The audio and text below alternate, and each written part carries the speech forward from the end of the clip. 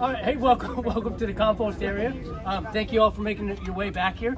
I just want to show you, this is where we try and collect all the organic matter that falls to the ground in the garden club. What we have here is kind of a special day because REOC now is trying to recycle some of the stuff that they're not using anymore. So they're going to bring it to us and we're going to turn it into compost and we're going to get it right back into the tree pits that you just saw. This is sort of a fun example. This pile right here, all you need to do to make compost is have green stuff and brown stuff. When you put it in together, nature does itself. Brown stuff is leaves like this, green stuff is grass that was just cut yesterday. So this grass was from yesterday. All the way down at the bottom of this pile is similar stuff all the way down, but you can see the progression down here is now almost already ready to go back into the ground. This is only time, water, oxygen, and all the beneficial bacteria, and of course the decomposing bugs. All of those things did this. We did very little. In fact, when we get out of the way, it tends to do better. If I shuffle around too much, it's too much. So this is what we're doing here. After just 2.5 months, you can see how quick it gets down to this. So as we go along here, we have a progression. This is a little bit further. This one is a little bit further on too. And so we're now at the point where we can just sift this stuff. We put it in a bucket here. It's like you're panning for gold. You know, you're just basically just shuffling a little bit. Anything that's still big and chunky like this, we're calling it the overs. We're just giving it a little more time. Tossing it back in, giving it another month or 2 months. Can I feel it? You can, absolutely. Look, this is what we're looking at.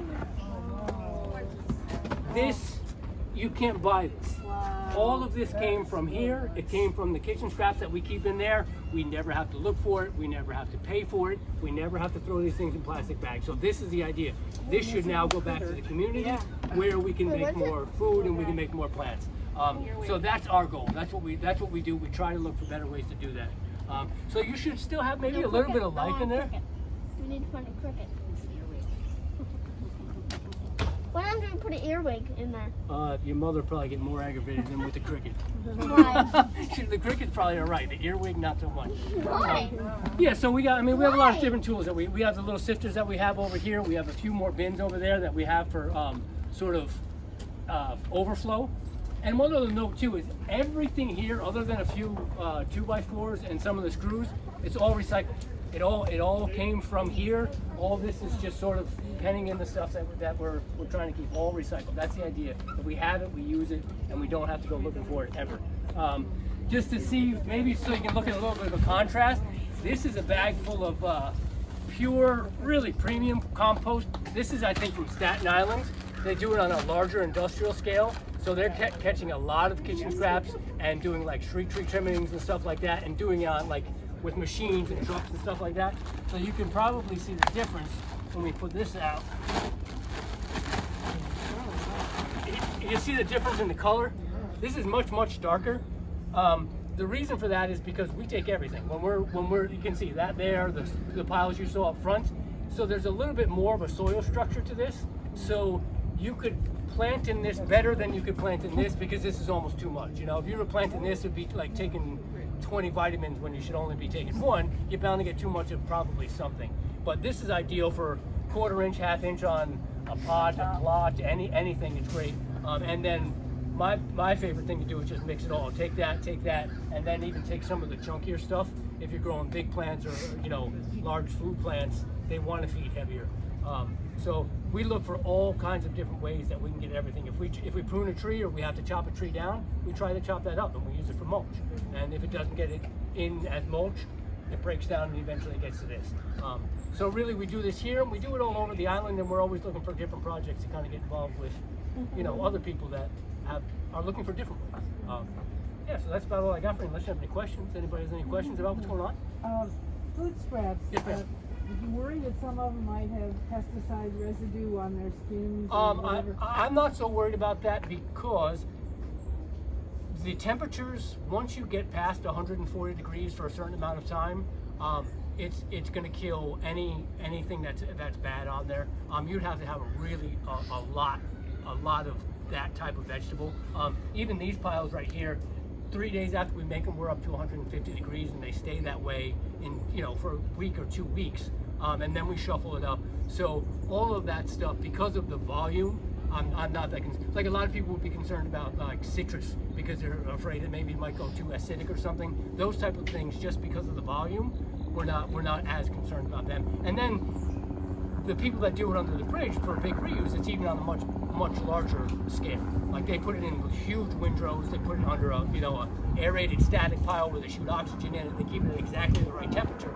So all those things, any bad bacteria, any weed seeds, or anything that might come with the pesticides, probably gonna get cooked out of there. So I have some, Sure.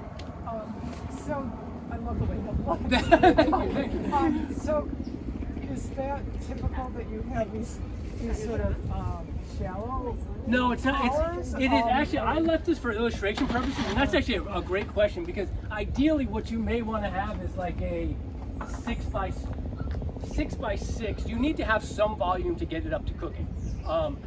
It can be too big, so this is sort of excessively. This is excessively big because I wanted to sort of illustrate the timeline going on, being today all the way down to 20. So, but what I'll do now, realistically, is once you all leave, I will probably take this stuff, make it, or even some chunkier stuff, and I will make it the bottom of this pile, and then I'll start to load on top of that. So ideally, this is a little bit too tall and thin, but on that note, if we need to, all of this is interchangeable. Like I can take these out if I want to make this one huge pile, take everything that was in the cottonwood, I can do that here by just removing this, and then when it's time to shuffle it, it's much easier too, because then I can just push the pile over. I don't have to shuffle it all the way out and put it in another one. I can remove all these, dump it over, then the top is the bottom is the top. You know, we don't have machines here. Everything is done with a pitchfork and AJ, wherever he went when he's here, you know? Yeah, so Anthony, that, yes. how long did you say you've been doing this? Almost 8 years. Wow. Yeah, and I didn't have any inkling to do this until I came here and just saw that there needed to be a better way than throwing everything in a plastic bag. And that, so we learned this all together. I think in the garden, everyone learned this together. Riak is starting to buy into all this stuff, and that's exciting. When you start to get, because they got trucks and they got people, you know? So, and they also understand the value of that, you know, of kicking it up the ladder there. So, yeah, so this is You mentioned about Roosevelt Island Operating Corporation, Riyadh donating that. Yeah, I did. That was the first thing. Yeah, so these are basically, they're coming from the tree pits and the pots and stuff, and the pots that you see out there. So and yesterday we actually, yeah. So they'll continue to do that, and then we give it back to them. They come here, they don't have to go buy it. They just load up a truck full and take whatever they need to take. And the greatest part is nobody has to buy it anymore. You know, you take money out of the entire equation, and that's, if we can do that in a few more walks of life, we'll be all right. You know. What about weeds like mugwort? Is this your official invitation You to know, pumpkin mugwort, smash same thing. We're fine. I'm not afraid to cook it like that. We could cook. There are people that. That's most of what our green stuff is. Yeah, I think I don't have a great example right now just because the pile's a little bit too thin. But even now, you could probably see some temperature on this just sitting there. But there are certain weeds that people get really scared of. Some people are scared of diseased tomatoes or bindweed or. Bindweed, yeah, there's another one. But to me, I mean, I know that I have to wear different boots to stand on this pile sometimes, so it's hot enough that I'm not really all that.